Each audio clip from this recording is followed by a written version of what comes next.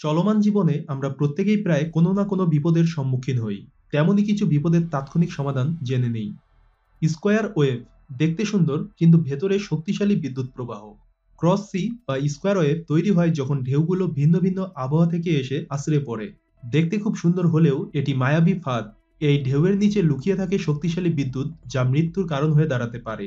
এই ধরনের ঢেউ দেখলে যথাসম্ভব দূরে সরে থাকুন। সিরিকে অ্যাম্বুলেন্সের ডাকার কাজে ব্যবহার করতে পারেন। 2016-তে এক অস্ট্রেলিয়ান মহিলা হঠাৎ দেখতে পান তার 1 বছর বয়সী মেয়ের চেহারা হঠাৎ নীল হয়ে যাচ্ছিল আর নিঃশ্বাস নিতে পারছিল না। তিনি মেয়েকে দূর থেকে দেখে দৌড়ে যেতেই তার হাতে থাকা আইফোনটি হাত থেকে পড়ে যায়। মহিলা মেয়েকে ধরে চিৎকার করে বললেন, সিরি একটি অ্যাম্বুলেন্স ডাকো। আইফোনের আর্টিফিশিয়াল এই ফিচারটি সাথে সাথে অ্যাম্বুলেন্স ডাকে।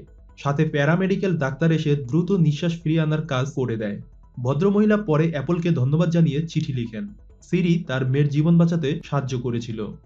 গাড়ি চালানোর সময় উচ্চস্বরের গান মনোযোগ নষ্ট করে। আমরা আপনাকে গান শুনতে নিষেধ করব না, তবে উচ্চস্বরের গান আপনার মনোযোগ নষ্ট করে।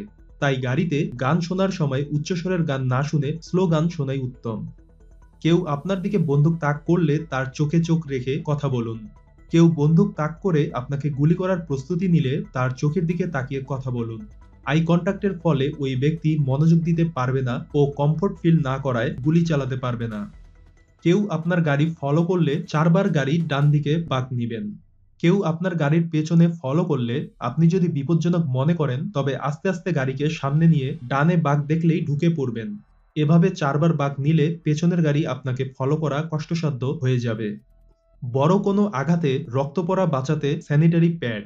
ছোট আঘাতে রক্ত পড়লে ওয়ান টাইম ব্যান্ডেজ কাজে লাগলেও দৈর্ঘ্য ছোট হওয়ায় লম্বা আঘাতের জায়গাগুলোর প্রাথমিক চিকিৎসা হিসেবে রক্ত থামাতে স্যানিটারি প্যাড ব্যবহার করা উত্তম।